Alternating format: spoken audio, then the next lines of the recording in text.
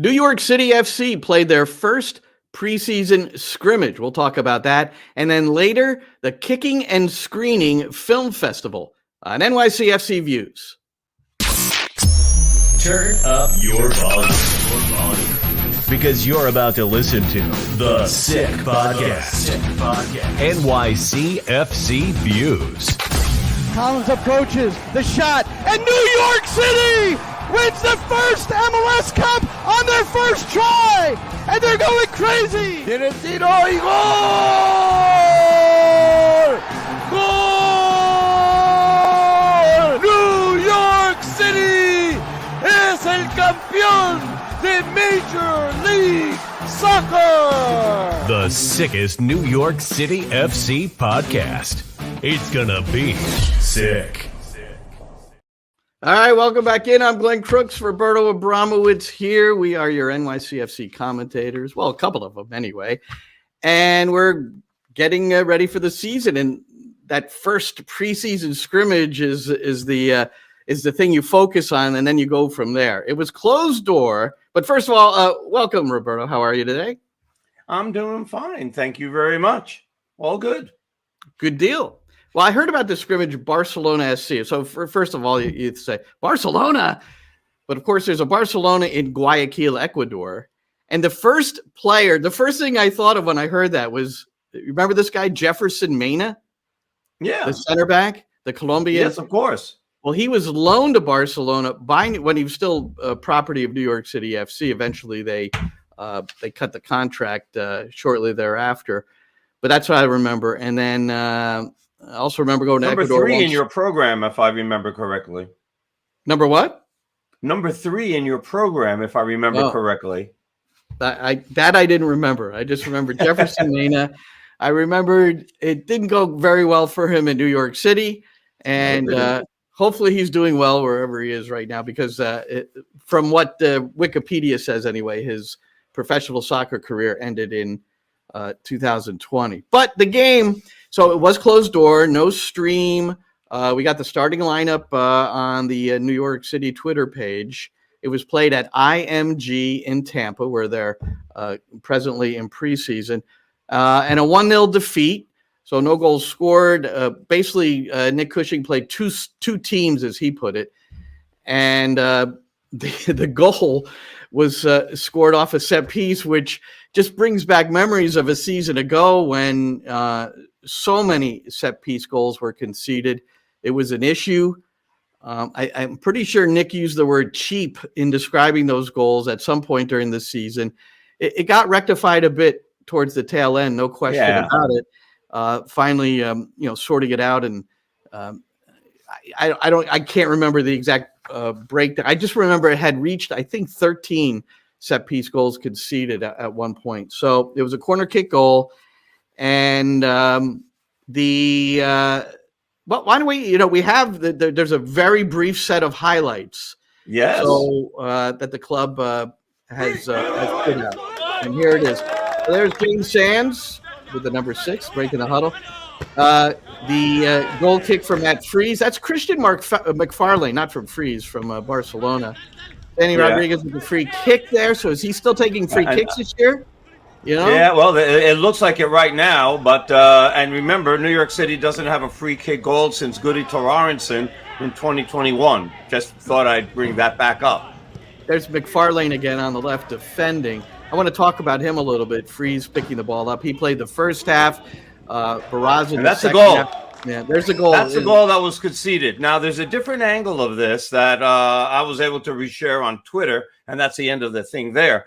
And what you can see, obviously, it comes off a corner kick, and Bakrar is defending the front post, or sort of defending the front post. He's there, but he doesn't make a move, and the forward not only was able to beat him and take a shot, he also gets the rebound and then is able to put it in. And that was in the second half, because it was Barraza in goal for New York City. So that happened in the second half, and they wound up losing 1-0. I'm not getting crazy at all about what the result is. I don't care about any preseason result. None of them matter. So, and already I'm having not arguments, but discussions about this on Twitter, about how they lost. It's like preseason. They played two different teams. You're looking to see that guys are getting fit, that guy, you're examining guys in different positions, and you're trying to see really what you have. The last thing that matters is the score line. It's the last thing that matters. So please focus on the main things. Who are the guys who are going to step up? Who are the guys who are going to battle for starting positions? Who are the guys who are improving from last year? Who are the guys who maybe are taking a step back from last year and, putting their positions in danger? These are the things that you look at when you're looking at preseason. How are you going to set up for the regular season? And if you're focused on results, you're focusing absolutely on the wrong thing. Well, don't focus on results. No, you shouldn't. But I'm going to dispute something you said 100%, is that you don't have to worry about results at all in preseason. I disagree, because towards the tail end of preseason, as you're leading into the regular season, you better feel good about yourselves. So if you go out to Coachella and lose 4-0 to the Galaxy as your last preseason game of the year, leading into opening weekend, so I disagree. At some point, do I agree about this game last night? Yeah, who's going to go crazy about a result last night? But it's just alarming. Set piece goal conceded, no goals scored, and that was a pattern last year. The inability to finish and giving up goals that were rather soft. So and that was definitely a soft goal because the marking was lacking. Yeah. All right. So the starting 11: Jacob Arroyo, who many people probably have never heard of. He was signed by MLS Next Pro, or New York City FC 2, I should say, last summer. He's out of the Cedar Stars Academy. Apparently, he didn't play in the New York City Academy at all. Jersey boy from Passaic. And then Julian Fernandez, Matt Freese, Justin Hack, Micha Ilinic, Malachi Jones, who signed a rookie contract. He signed, there was some speculation that he might go back to school, and I guess that's now no longer the case. Thiago Martins, Christian McFarlane, Santi Rodriguez, James Sands, and Gabe Siegel started at striker. McFarlane, who we saw a couple of times in those highlights, that's an interesting battle, I think, going on at left back with him and Kevin O'Toole. McFarlane turned 18 years old today, Roberto. I just saw that come up. So very, young, but here's a guy that's in the U20 mix for England. And I know we've talked about him before, and towards the tail end of last year, just watching him in training, I think he's learned how to defend a lot better than when he first got involved with the first team. And he's got some really good attacking skills too. So I'm anxious to see if he look. We had O'Toole on a couple of weeks back, and he talked about competition. But I'm anxious to see if McFarlane gets some PT. I mean, I hope so. And here's what I want to see is that right now he's number 2 in the depth chart as far as your left back, because there's nobody else, right? He's number 2.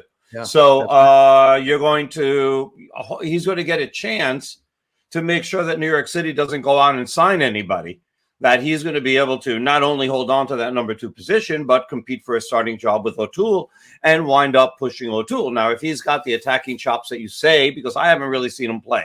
So, and I know that you caught a couple of NYCFC 2 games, and you have. So here, I'm hoping, right, because I remember the hype when they first signed him, what was it, like 3 years ago already? My goodness. So that, he's somebody who is who really has a potential to become, a really good player for New York City. And so I want to see him compete for that starting job. And you know how that goes with Nick, that he's going to get a chance to play too, because we've seen, for the most part, guys who are in that position don't normally play 90 minutes all the time. So it's going to be interesting. And, you want to see the homegrowns grow. Well, that left back, it really alternated between Coufret and O'Toole. And we went over that with Kevin, earlier here on NYCFC Views a couple of episodes ago. Nick Cushing, there are some post-game comments from him, and it does talk about guys like McFarlane and others who got a chance to play. Let's hear that. Really good run out. I think it was good to get the two teams out 45 minutes each, with it being the first game. Really good opposition, and we've had a good 10 days here where we've tried to put some ideas in, and I think we saw them today, so it's positive. I think how aggressive we were on the press at times, I think, was a real standout. I think getting our younger players into the game was a real positive. Maximo Carrizo I thought was excellent. Christian McFarland really showed his desire to get into the first team, so real positives across the board, really. So that would indicate that McFarlane had a good match.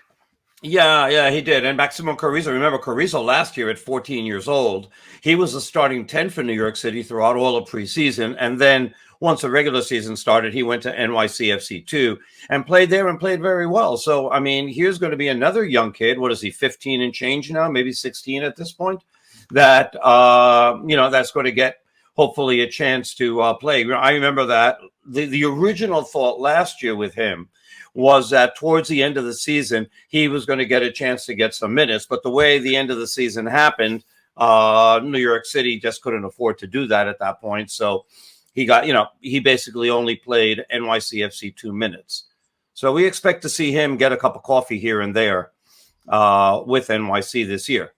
Well, a big part of his development is the physical development. And as we've seen, Micha Ilinic is probably the most recent example of guys that just the physical performance staff is exceptional at New York City. And these guys become bigger and stronger, but they don't lose their agility, all the good soccer strength that's gained. And I know Carrizo has elevated in that area as well. I do want to say this, and this is not just towards New York City FC, because the Philadelphia Union played a scrimmage the other night. Their next 4 will be closed door, including the one against New York City coming up on Saturday. I say boo on closed door scrimmages. I say boo with a capital B and all capital. Look, if I were the coach, if I were the sporting director, maybe I'd say, nah, man, I don't want anybody seeing what we're doing. But I just... if I were the commissioner, this is what I would do, Roberto. See what you think of this. However many scrimmages you elect to play in the preseason, you're allowed 1 closed door, 1. The rest have to be open. The rest have to be streamed. I think that should also be required, because if the lifeblood of your franchise and organization and club are your supporters, why are they not getting a chance to see your team in preseason?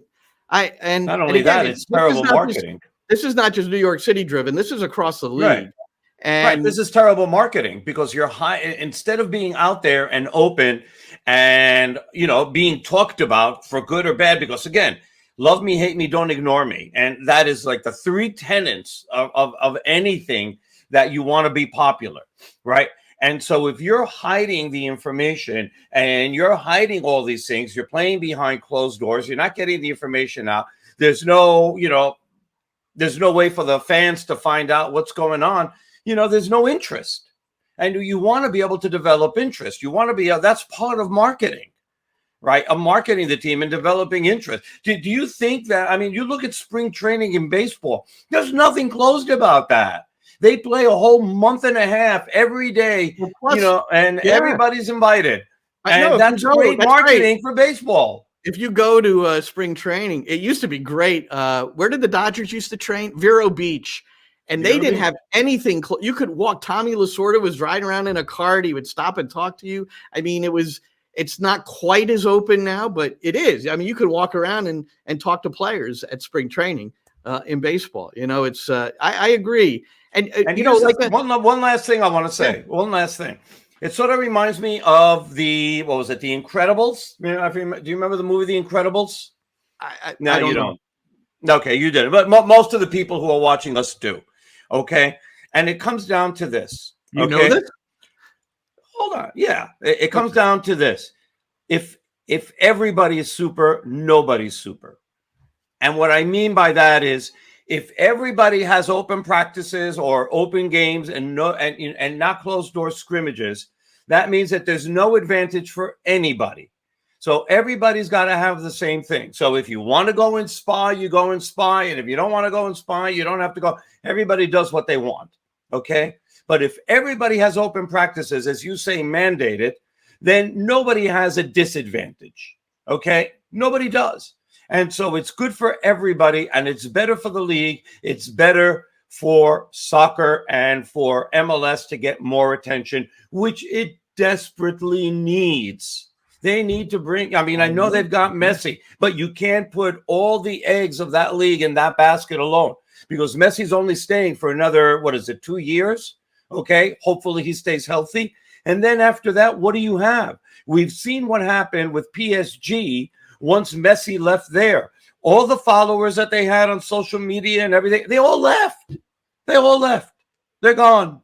Nobody cares. Anybody who followed Messi at PSG doesn't know if they're in first place, third place, or seventh place, or who else plays for them. They don't care. They're gone.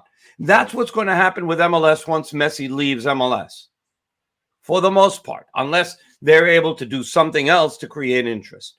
But that's really what's going to happen. Yeah. So that goose with the golden eggs is going to die. Okay. Yeah. They're going to bury it in 2000. In 2000, what is it? What's this? 24, 25. In 2026, that goose gets buried. And you got to find something else to create interest. So start creating interest in other ways. This is one of them. And it's open games we're talking about, not open training. I just wanted to, you said right, open right, training, games, not trading. No. I mean, they should do that too, by the way, but that's a different story. Again, no secrets. Secrets anywhere. Seriously. But if you do it across the board, then nobody has a disadvantage. Once everybody's super, nobody's super. Nick Cushing had his you better watch the movie, by the way. It's really good. Okay, well, Nick Cushing had his first press conference last week, and we talked about no secrets. I would imagine it's no secret that Matt Freese will be the starting goalkeeper at the beginning of the 2024. He did start last night, and Luis Barraza came in the second half. But here was Nick addressing the goalkeeper situation last Friday.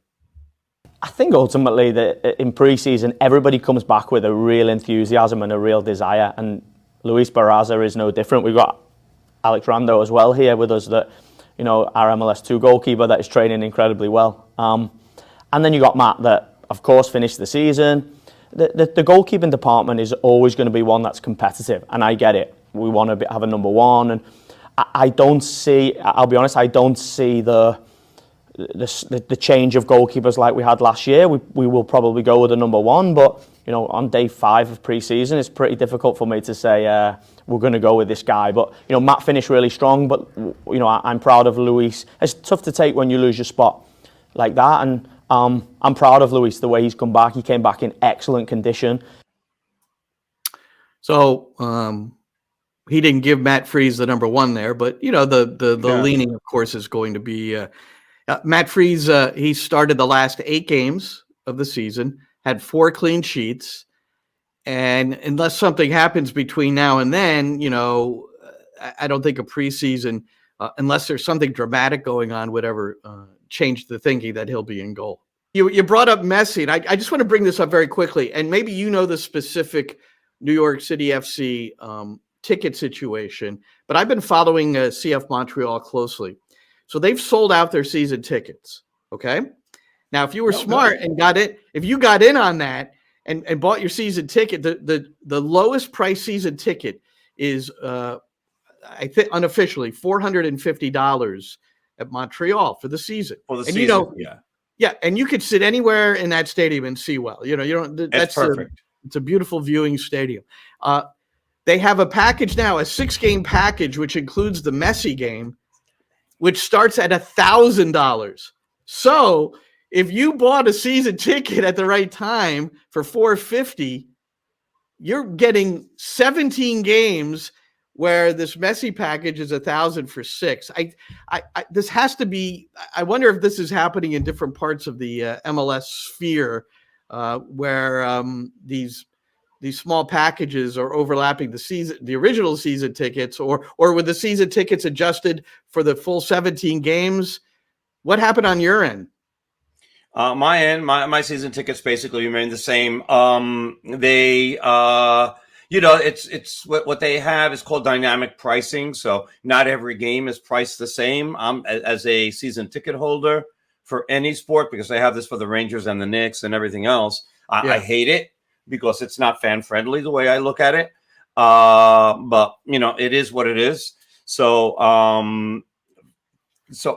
for New York City, I presume that they're going to open up. The game's going to be at Yankee Stadium in September. I presume 48,000 tickets are going to be available, which is the entire stadium. And so if I wouldn't sell my ticket because of I just wouldn't think it's right. So, but Eddie's going to go to that game anyway. But I'm sure that whoever has season tickets is going to be able to sell and make a profit on it. The ticket is worth somewhere between like $50 and $70, maybe. I don't know what the variable pricing on that particular game is, and you'll be able to sell it for probably around $200. But New York City does have like a special package of 5 different games as well that includes that game. I didn't see what it was because I'm not buying it, but because I already have tickets. But so there are other teams, for instance, Sporting Kansas City, for the Inter Miami game. They're taking that game out of what is the name of their park now? For Sporting KC, which holds 18,000, right? And they're taking Children's Mercy, right? So they're taking that to Arrowhead, and Arrowhead is just under 70,000. So they're going to take that game there. And the reason they did that was to give more people a chance to be able to buy tickets without it being an outrageous price increase. And it isn't an outrageous, and it's not an outrageous price increase. They did a good job there. And so people in Kansas City are going to be able to see it for, Messi for a reasonable price if they get tickets for the Arrowhead, as opposed to getting it on the secondary market. Who knows what tickets are going to go for at that point. I don't know if other teams are going to do. I don't know if the LA teams are going to wind up, taking it to the Rose Bowl or taking it to the Coliseum, or they're going to wind up, if they play Messi, if they're going to wind up doing something different. I know that Vancouver gets them, and I presume they're going to open up the entire stadium, which will take seating from 22,000, which is what they sell. They've got 50,000. Vancouver's got a list of 4 or 5 games where they're opening up their upper bowl. A couple of other New York City. Wow, that's really good. Yeah, a couple of other New York City notes. Keaton Parks. I guess it's old news, but he since our last podcast, he re-signed for 2026 with options for 27 and 28. And Malachi Jones, the top draft pick, signed. What I was going to say, going back to not being able to see last night's scrimmage or any closed door scrimmage that's not streamed or any scrimmage at all that's not streamed, is that's a guy I want to see. And the fact that he has signed and decided not to go back to school, because we had his high school coach on. And remember, he said he wouldn't be surprised if he went back to school. He was that kind of a kid, wants to get his degree. Very important to the family. But so I'm assuming he must be doing pretty well, or he would have gone back to school. So, but I want to see him. And I am going out to Coachella for a few days. I'll probably be able to see 2 of their games, New York City games, along with the other stuff. It's a pretty cool event. 11 MLS teams will be there. Phoenix Rising from USL will be there. They're training. They're playing games. It's going out for Sirius XM as well, doing some stuff. So, and there's a chance, we don't know this for a fact yet, but I believe that there's going to be a chance that some of those games are going to be broadcast. So we'll see. I mean, we hope that they are, because at least we'll get a chance to watch some of the games. So we'll see if that happens. We hope so. The Galaxy have announced that they are streaming on their own. And that, again, has not come from them. It's come from somebody that covers the team. So at the very least, the Galaxy plays New York City FC, the 3rd and final game of Coachella. And so I'm assuming that game at least will be able to be seen. And let's hope that it's not geo-fenced in to only certain area codes within LA, and nobody else can see. If that happens, get a VPN. I have a very good one now on my computer. So Are you willing to share that? Are you willing to share that? No, I can't. Sorry. It's not that expensive, Glenn. You can buy one. It's very good. Oh, please. You're not going to share it with me. I can't. Why not? It's not really shareable. It's a VPN. It's not really shareable. That sounds like a line to me. One other New York City note. I thought Nico Benalcazar. You don't know anything about computers, so I'm hoping that you believe me. Nico Benalcazar, who's one of our favorites, signed an NYCFC 2 contract and a homegrown deal with the first team, or maybe not in that order. He ended up at Cincinnati. He signed an MLS Next Pro contract with FC Cincinnati 2. So that just happened a few days ago. So, we wish him all the best. A kid that was in the New York City club from its inception in their academy program, who is now going to be hanging out with FC Cincinnati. All right, Roberto, let's kick it around, man.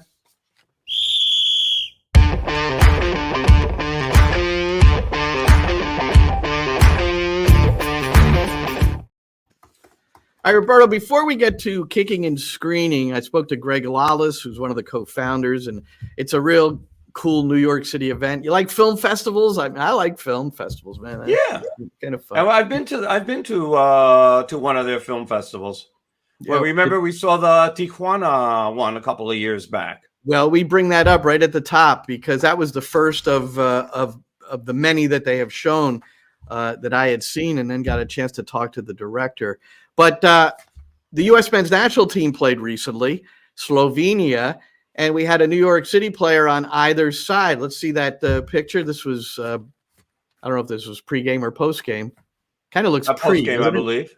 Is it post? I think it's post. Yeah, so there's James Sands and Micha Ilinic exchanging jerseys. Ilinic came in the second half, and he played the entire second half. James Sands was the only capped player who did not get onto the field for the U.S. men. And but those are always good experiences, and now they're both back in camp.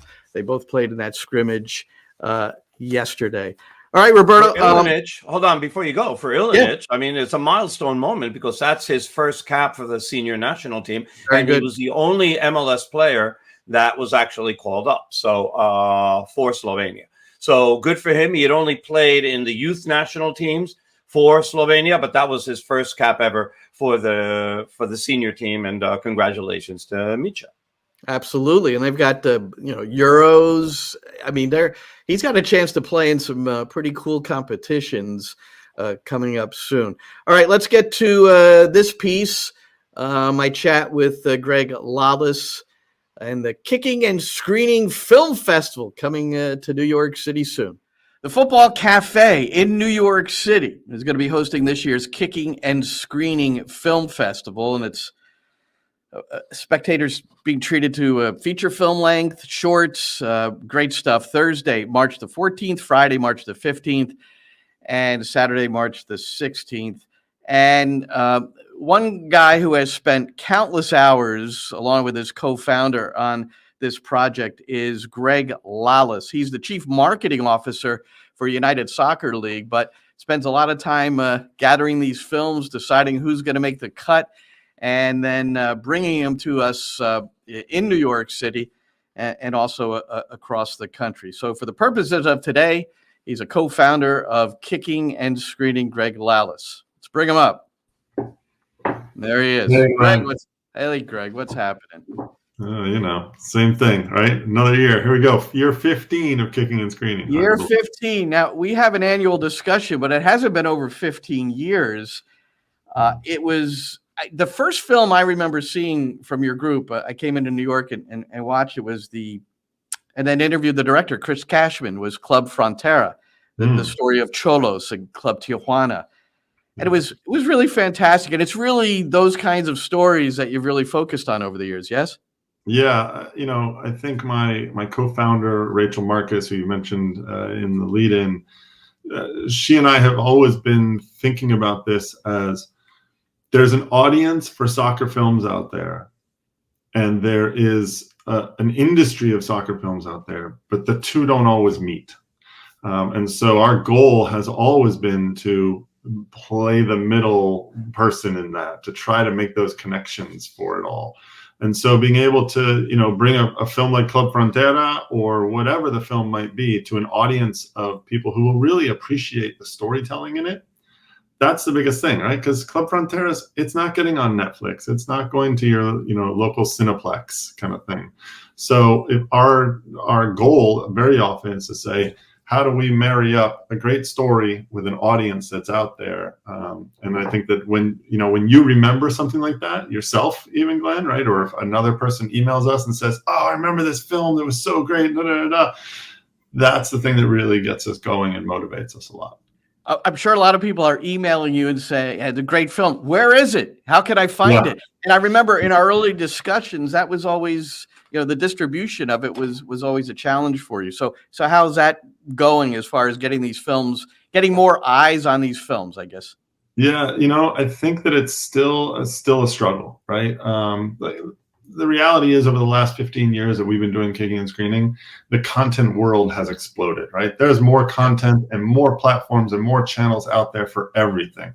And you do see a lot of soccer content out there now, whether it's the Welcome to Wrexham or Ted Lasso, or, you go a little further back to things like All or Nothing with Man City or Sunderland Till I Die. There's a lot of soccer things out there.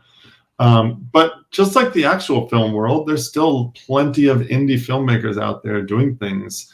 We started a side project called the Kicking and Screening Media Group, which was aiming to try to help to facilitate some distribution. And we've had a little bit of success there.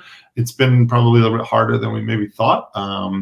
And as you know, right, this is a side gig for us, right? So it's not always a thing we're totally dedicated to. So we're not always able to really make those inroads that we'd like to for those films. So we don't take a lot of films on because of that. Yeah, Greg Lalas with us, co-founder of Kicking and Screening Film Festival in New York City. Which, when I think of the indie films and your festival, I know you've expanded. I think you go to LA. Maybe you could tell us where you go, but I always think of it as a good old New York City project. And you're over there on Park Slope, and you're a city guy. Yeah, I think it's become more focused on New York than anything. Like when we first started, we had grand visions of this is going to be, we're going to put one on every 2 weeks in a different city around the world. And to be honest, we did. We have put on festivals and organized festivals on just about every single continent except for Australia. So we're trying to think about how we can. We'll always be open to that. But I think that what we've said is our flagship is New York. Our home is New York. There's an amazing soccer community here. And as with a lot of things, what happens in New York goes to the rest of the world, right? Even in the soccer space, right? And so the one of the great legacies, I think, of Kicking and Screening is that when we started, there was one other soccer film festival in the world, and it was this little thing in Berlin called 11 Millimeter. They were in year 3 at the time. It was totally funded by, the German Film or Cultural Office or whatever, right? Ministry of Culture or something like that, and the city of Berlin. Since we started in 2009, there are now probably 10, 12, 15 soccer film festivals around the world because people saw that there is an audience out there. There is an interest in this. Soccer culture has changed, right? So there's much more interest in storytelling around the game than it is just go to the game on Saturdays or Sundays and you're done, right? So I think that's really been one of the proud legacies of Kicking and Screening over the years. And storytelling, as I'm sure you'll understand through some of the things you've done in your career, both at MLS and now USL, that's become more and more the trend in trying to attract eyes, to tell a story. Yeah. Well, look, I mean, I don't remember who said it, Ann Patchett or somebody like that. It was just like, in the end, that's all we are is story, right? We are all stories. And you think about, that's what memories are. You remember stories, right? And so, sure. And so ultimately interest is earned through stories that we learn. So, our story is now in its 15th year.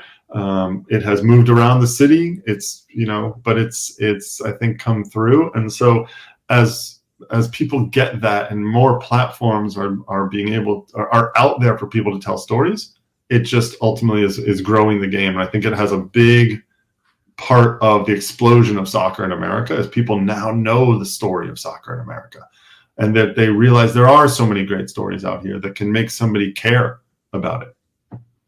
You talked about not being able to accept a lot of films. Well, what if there's somebody who catches this and they've got an idea for a film, or maybe they're halfway or 3/4 done with something? What would the process be for them to show you the film and give you a chance to look it over and maybe accept them into the festival? Yeah, super easy. So you can go to kickingandscreening.com, and that's where we have, there's a button right there that says submit or contact, and you can email us and say, hey, I've got this film. It's half done. It'll be done by this time. Yeah. And so it's super easy to get in touch with us. All right. And that's also the website where you can get the tickets to the event, again, March 14th, 15th, and 16th. All right, let's just briefly tell the stories a little bit about the films that you're featuring. But you have 11 films in all. Yeah. Maybe 3 of them feature length, and those are the ones that you're promoting most consistently. But on night 1, when LA Wolves conquered the USA, this is an era of soccer in the States, which is always rather fascinating because it's in between that time where the U.S. couldn't even qualify for the World Cup. Right. Yeah. And it's the story of the United Soccer Association, which was this league that came up, and it had like 12 teams in it. Right. And they were teams that were basically in the off season for teams around the world. Right. These European or South American teams would just sort of like transplant, and all of a sudden they would represent a local city in America, right? So Wolverhampton Wolves in England, who are now obviously in the Premier League and a big club and growing, and they had a team in Los Angeles. They were called the LA Wolves. And it's like all these players just came over to play, right? There was a wonderful short from a couple of years ago about there was an Irish team also that did this, right? And they did something on Irish TV, right? And I forget where they were. They were in, Cleveland or something. There's like random cities that would have this, but they felt like, well, we can't find players locally, but we want to do soccer, so let's do it this way. And so LA Wolves comes over, and it's the story of what they kind of did. And you really think about, it's kind of the birth of modern American professional soccer, because it's 1967. It's right when the NASL is just starting to get going a little bit as well, right? A couple of years before Pele, lots of years before MLS or the World Cup in '94. So it's a fun story for anyone who's interested in American soccer history. So that's night 1 on the Thursday. On Friday, we've got the home game. Now, I've been to Reykjavik recruiting when I was a college coach, so yeah. I'm a bit familiar with Iceland, but this is pretty wild. Yeah, like Iceland soccer, obviously, everyone knows the Viking clap and everything that they did at the Euros to reach the quarterfinals, and this tiny country of 300,000 people or whatever that's soccer mad and has some global stars, even over the years that have emerged. But this is the story of 25 years ago. This guy said, I'm in a tiny little village, but I want to have a home game in the cup. To do that, I need to have this regulation field that is exactly this certain way. It never came to fruition, right? His son then says, I'm going to fulfill my father's dream, right? So it ultimately it's very funny. It's very sort of Icelandic with the sort of humor of Iceland. But it's also the story of a son and his father, right? Like trying to do something that this is how this is important in that way. So about trying to get this cup game to come to this tiny village of like 300 people, right? It would be a big deal for this little fishing village for it to happen. All right. I can't wait to see. I'm not going to tell you. I'm not going to do. No, I can't wait to see how it all ends. I will be there.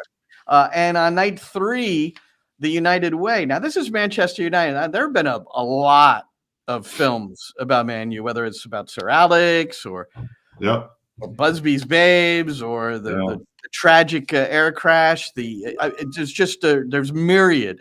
Wayne Rooney. Yep. I'm leaving some out.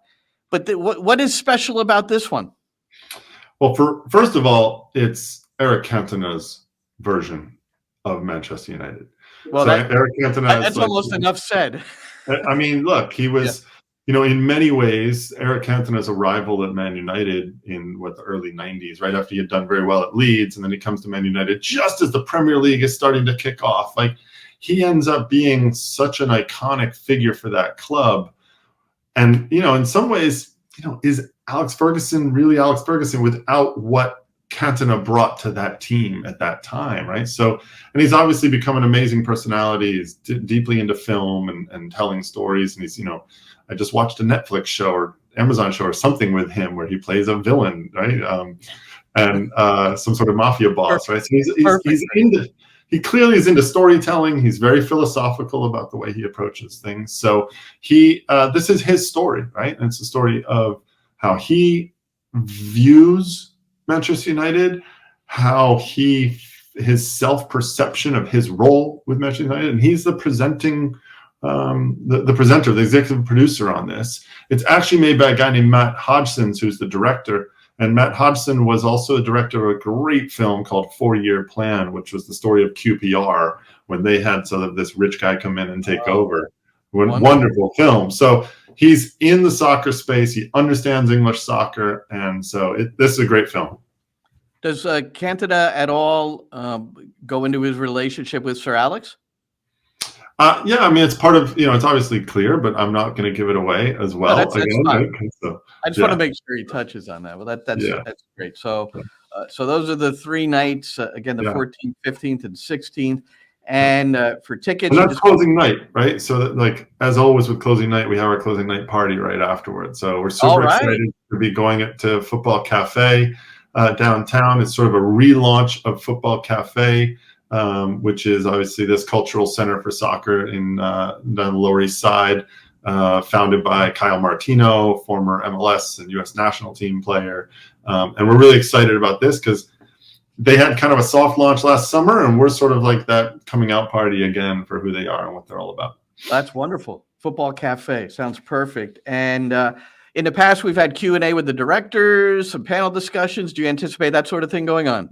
Yep, we're working on it right now. We're sort of finalizing. We'll have some word over the next couple of weeks. You know, I can one hint is we're doing a discussion about design in soccer, right? And I think that you look at some of the crests and kit designs and things like that, especially in the United States, what has been doing, what clubs in America have been doing, which is in many ways like at the forefront of soccer design around the world, right?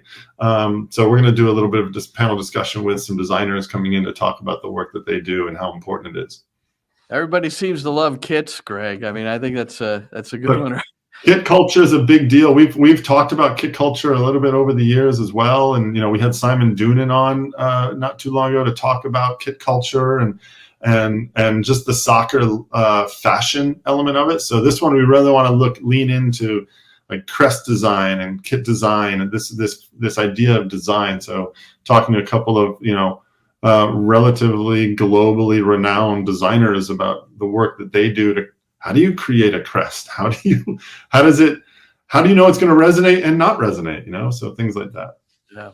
Greg Lalas, co-founder, Kicking and Screening Soccer Film Festival, coming up soon to the Football Cafe, Lower East Side, and it's March 14th, 15th, and 16th. I'll be there the first 2 nights, Greg, but New York City has a match on the 16th.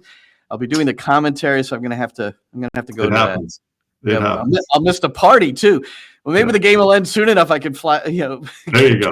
We'll put the game on a TV somewhere in the back. Okay. All right. Well, good luck to you, Greg. All right. Thanks very much, Glenn. All right. So, Kicking and Screening Film Festival, and yes, Club Frontera. We right at the top. Club Tijuana, Cholos. What a great story, and some great films coming up, and tickets available. So. I am going to go Thursday and Friday, Roberto. Saturday, we actually have a broadcast. So as I said in the interview, I'm not going to be able to head over to that one. Hey, back to MLS for a moment. Charlotte, we've been following the path of former New York City coaches and players as we see them move around. Miles Joseph was an assistant under Jason Kreis at New York City FC in 2015.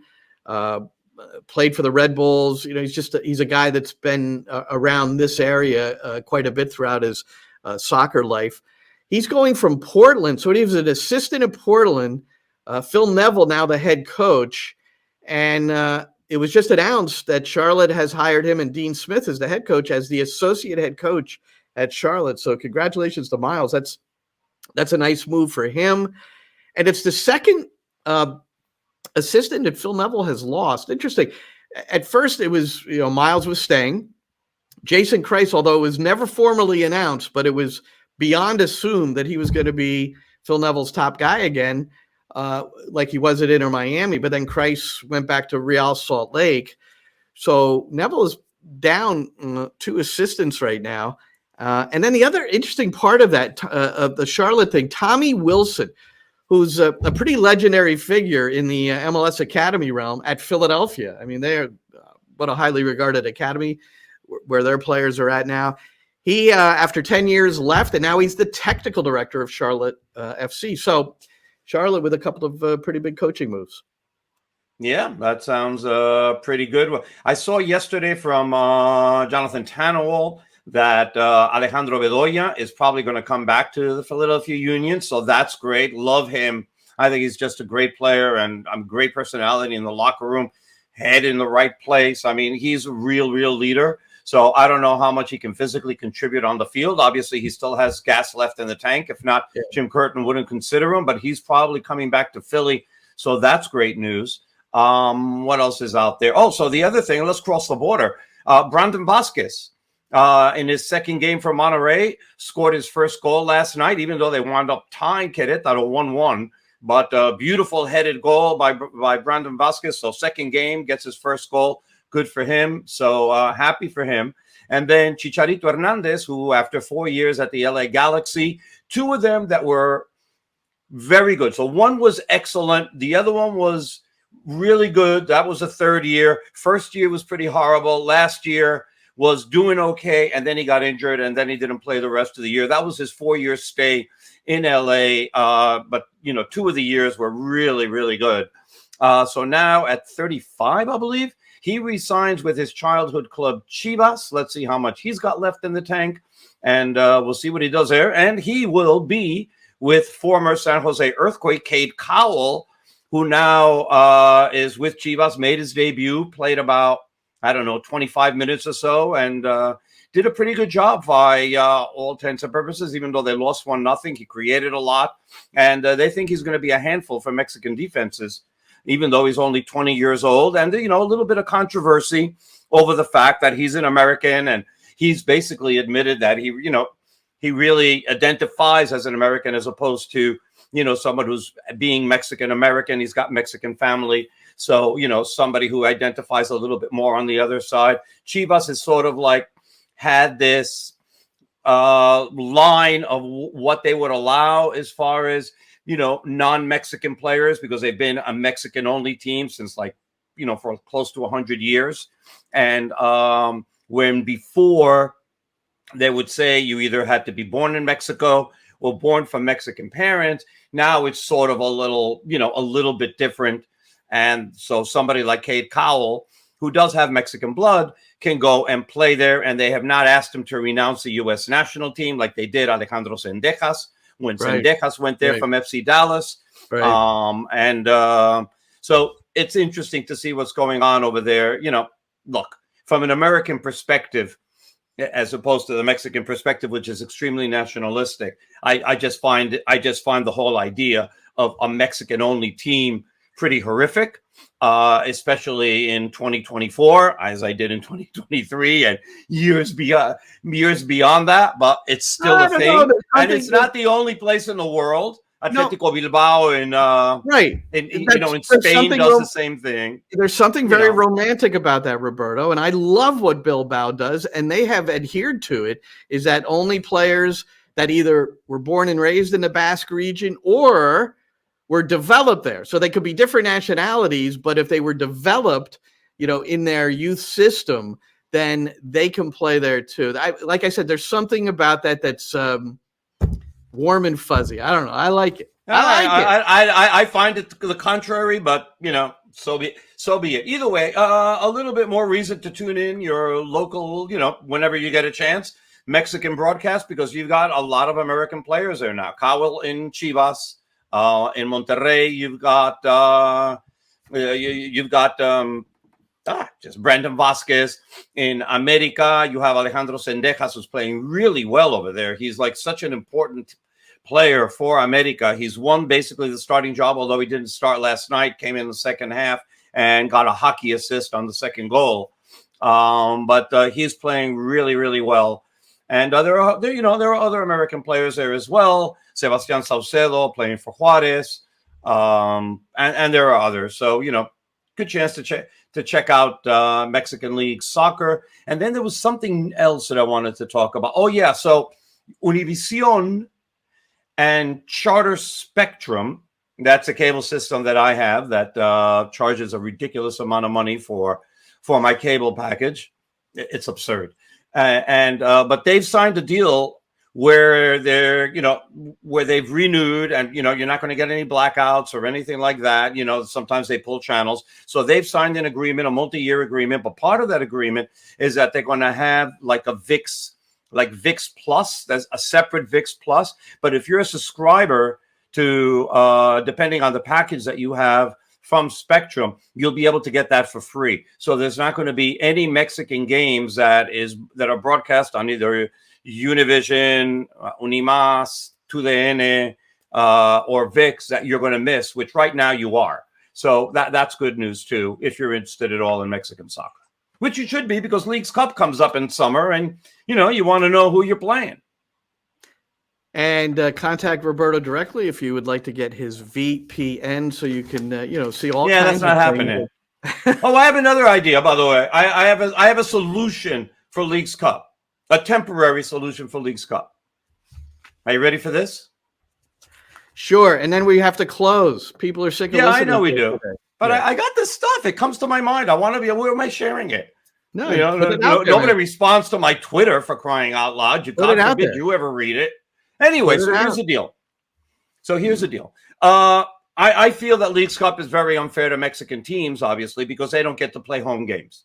And not only do they not get to play. They agreed to and it. so not. Go ahead. Yeah, but it's still unfair, and they found out how unfair it was, as the tournament progressed, because I don't think they thought it through. Although, through all the cash that was thrown around, they didn't care. They took the money to put it in their pocket, or at least the league did, and they're all happy with that. But to make it fair in a competition, wait a minute, where did the money go? Where did the money go? It went into their pockets. God Almighty, it went into their pockets. Well, they earned it. Anyway, I'm not saying illegally. I'm just saying it went to their pockets. They got paid for being there. All right. So one of the things that became really unjust, as you saw Monterrey have to travel from place to place to place to place, is that I think that a Mexican team, based on their standings, because all of this was based on standings, either in the Mexican League or MLS, and then they're combined, that based on standings should have a home field. Even if, I don't care if Monterrey is Philadelphia, America is Vancouver, wherever it is. And so if they're the top seeded team, right, and they, once the playoffs start, and instead of them having to travel to Houston to play Houston, who was a lower seeded team, right, they should have Houston travel to Vancouver if that's where America is seated. And that cuts down on the amount of travel that they have, because that's a secondary disadvantage. Not only are you not playing at home, but now you're also having to travel everywhere. And the amount of travel that Monterrey had last year was absurd. And yes, it affected them, and it probably cost them a better opportunity to win that championship. So I think that to make it fairer, that teams that are highly seeded from Mexico should be anchored wherever they wind up playing. Right. That's to make it a little bit fairer. I still think that this competition should be played in both countries, and that helps MLS teams. Okay, right. It's pretty much been intimated beyond the intimate, whatever I'm trying to say. It's been put out there that I think you could almost guarantee there's going to be games in Mexico this year. That's what I would say. I think not. I think the league absolutely said that that's not. Don Garber last year at some point after the competition was asked about it, and I don't know if it was at MLS Cup. He was pretty damn adamant, if I remember correctly, and somebody correct me if I'm wrong. But he was pretty damn adamant saying, no, it ain't happening. It's all here. Well, that remains to be seen. Of course, I've asked about a Leagues Cup schedule, and I believe the chuckle at the end of the other line said it all. That's not going to happen for a while. All right, Roberto, good to see you. We will be on next after another closed-door scrimmage, which we will try to, I don't know, we'll talk about it somehow. Maybe there'll be another 40-second highlight clip. Thanks, though, to Esteban Cabino for sharing with us the Nick postgame and some of those highlights, just so that we could share that with you as well. So for Roberto Abramowitz, I'm Glenn Crooks for NYCFC Views. See ya. And that's a wrap. Hope you don't miss us too much until next time. Follow the Sick Podcast NYCFC Views on YouTube, Instagram, Facebook, Google Play, and Apple Podcasts.